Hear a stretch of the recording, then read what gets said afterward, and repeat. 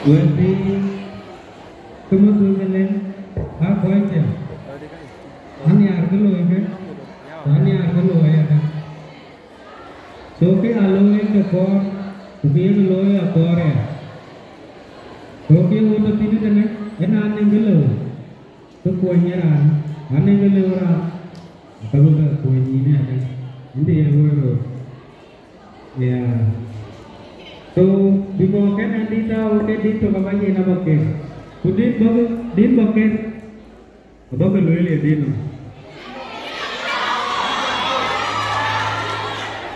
Okay. So nabu penyumbukin, badan dicene di kuci tahu dengan anche berbakat, kudi tak cai loi doi, ada kau capai hon kau. Di dia ya apa kera tu puja ke kenai badan, jo di lah tahu ke dua ni lah dua dia. Ping kadina, ping kadina.